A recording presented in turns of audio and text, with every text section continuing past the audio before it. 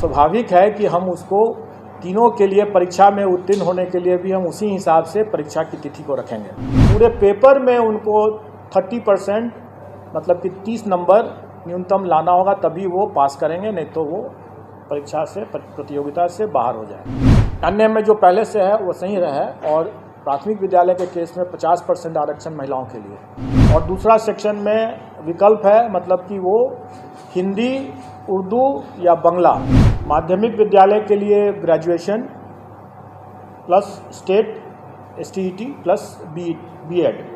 इसमें अंग्रेजी 25 नंबर के रहेंगे, 25 प्रश्न, और हिंदी या उर्दू बांग्ला जो रहेगा वो 75-75 का रहेगा। उसमें से कोई एक चुनना है। नमस्कार, आप देख रहे हैं न्यूज़ 24। मैं हूं आपके साथ रिया सुमन। इस वक्त हम BPSC आयोग में है, जहां पर आज BPSC आयोग चेयरमैन अतुल प्रसाद जी ने मीडिया कॉन्फ्रेंस में उन्होंने साफ तौर पे साझा किया है कि जितने भी BPSC के स्टूडेंट हैं वो एग्ज़ाम देने के लिए रेडी हो जाए। यानी स्पष्टीकरण लागू कर दिए हैं कि कितने तारीख से कितने तारीख तक एग्ज़ाम चलेगा और एग्जामिनेशन जो होगा किस तरह से होगा और किस तरह से सेंटर दिया जाएगा, सभी चीज़ों पर उन्होंने चर्चा साफ तौर पर किया है। तो सबसे पहले अतुल प्रसाद जी को आप सुनिए, क्या कुछ कहते नजर आ रहे हैं। तो नई परीक्षा की क्या जरूरत है?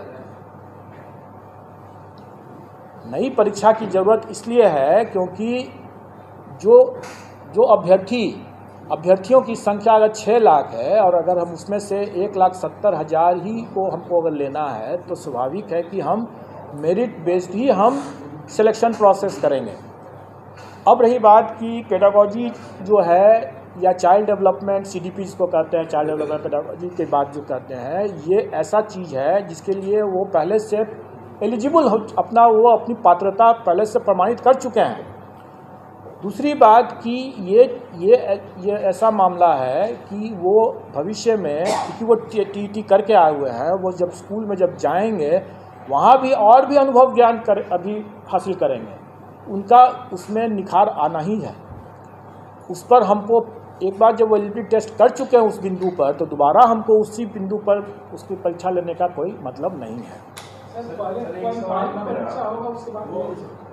ये भाषा वाले में आप जनरल तो हो गया, इंग्लिश और हिंदी दोनों होना चाहिए, लेकिन अगर कोई बांग्ला का स्टूडेंट है या उर्दू का स्टूडेंट है, उसके लिए क्या वो भाषा का क्या? वही तो मैं बताया ना कि हिंदी / उर्दू / बांग्ला। प्रश्न पत्र बाइलिंगुअल रहेगा या हिंदी केवल? देखिए, प्रश्न पत्र जो हमारा जो सब्जेक्ट का जो रहेगा वो बाइलिंगुअल रहेगा, लेकिन नेचुरली अगर हिंदी का प्रश्न अगर है का पेपर है तो हिंदी में ही सिर्फ रहेगा। अगर इंग्लिश का है तो फिर उसमें हिंदी तो नहीं रहेगा। एक उर्दू वाले मदरसा वाले जो लैंग्वेज का जो विषय का जो पेपर रहेगा वो उसी लैंग्वेज में रहेगा, जो बाइलिंगुअल नहीं रहेगा। ये DET को लेके बिहार में जो अब तक परीक्षाएं हुई है, इसमें महिलाओं को विशेष छूट दिया गया है कि 85% छूट दे दिया है, 85 मार्क्स।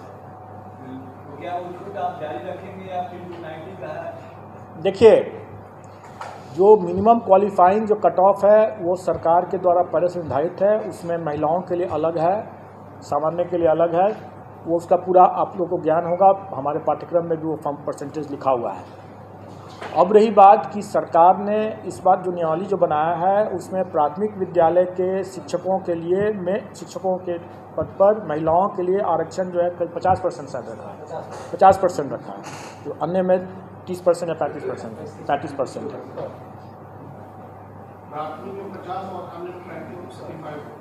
अन्य में जो पहले से है वो सही रहे और प्राथमिक विद्यालय के केस में 50% आरक्षण महिलाओं के लिए दिया हुआ है। और जहाँ जहाँ वो मिसिंग होगा वो सरकार के निर्देश पर और सरकार के साथ आयोग की संयुक्त बैठक में जो निर्णय लिया जाएगा उसके अनुरूप वो होगा। और वो विज्ञापन के समय जब निकलेगा 1-2 दिन में मैं समझता हूँ कि विज्ञापन भी हम लोग निकाल देंगे। वैसे मैं बता दूँ मोटा मोटी तौर पर कि प्राथमिक विद्यालय के लिए जो न्यूनतम अर्हताएँ होंगी वो inter pass plus CTET plus diploma in elementary education या BEd अगर किया हो तो वो होना चाहिए। माध्यमिक विद्यालय के लिए graduation plus state STET plus BEd। और हायर सेकेंडरी के लिए पोस्ट ग्रेजुएशन होना है और स्टेट और बीएड होना है। डिग्री मतलब graduation plus state plus BEd. और इसमें जो नियमावली के हिसाब से ही जो लोग वर्ष 2012 के पूर्व के जो होंगे, जो नियोजित हैं, उनको उनके लिए टीटी मतलब टीचर्स एलिजिबिलिटी टेस्ट से वो उनको एग्जेम्पशन है। 2012 से हाँ, तो ये हुआ। उसके अलावा फिर एज रिलैक्सेशन भी है उन लोगों के लिए। वो सारा चीज़ नियमावली में पहले से दिया हुआ है, वही चीज़ विज्ञापन में हम लोग रिपीट कर देंगे। अब जो हम लोगों ने जो पाठ्यक्रम निकाला और जो उसके लाइट में लोगों को जो जिज्ञासा या संशय है, थोड़ा मैं उसको दूर करना चाहूँगा। पहली बात कि ये लोग प्रश्न पूछ रहे हैं कि परीक्षा एक ही दिन में होगा, एक दिन से अधिक में होगा। तो हम लोग आवेदन जो मांगेंगे वो इन सभी पदों के लिए एक साथ मांगेंगे, एक ही आवेदन होगा। मतलब कहने का है कि एक कैंडिडेट अगर वो योग्य है तो वो प्राथमिक के साथ साथ वो हाई स्कूल के लिए भी और हायर सेकेंडरी स्कूल के लिए भी, तीनों के लिए वो अप्लाई कर सकता है। एक साथ अप्लाई एक साथ कर सकता है। और जब हम अप्लाई करने की जब हम उसको सुविधा देंगे, क्योंकि उसका हक भी है, अगर वो योग्य है तो तीनों में अप्लाई कर सकता है, तो स्वाभाविक है कि हम उसको तीनों के लिए परीक्षा में उत्तीर्ण होने के लिए भी हम उसी हिसाब से परीक्षा की तिथि को रखेंगे, ताकि अगर वो योग्य कैंडिडेट है तो वो तीनों परीक्षा में अलग अलग तिथि पर वो भाग ले सकता है। अब हम आते हैं पाठ्यक्रम के बारे में। पाठ्यक्रम या और परीक्षा की जो संरचना है वो हम लोगों ने इस तरीके से डिसाइड किया है कि एक पेपर जो होगा वो क्वालिफाइंग नेचर का है और वो भाषा का पेपर जो है वो क्वालिफाइंग नेचर का है। उसमें उसको सिर्फ पास करना है, उसका मेरिट में नहीं जुटेगा।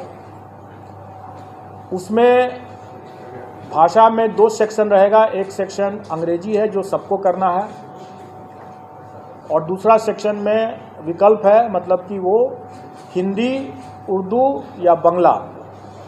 क्योंकि हमारे पास जो पद आए हैं प्राथमिक में, उसमें बांग्ला के लिए 148 पद है, उर्दू के लिए 12,729 पद है और बाकी जो प्राथमिक के जो बाकी हैं वो सामान्य मतलब हिंदी के हैं। ये जो क्वालिफाइंग वाला जो मामला है जिसमें 25 मार्च का अंग्रेजी मैं आपकी जिज्ञासा को जल्दी ही शांत कर दूंगा।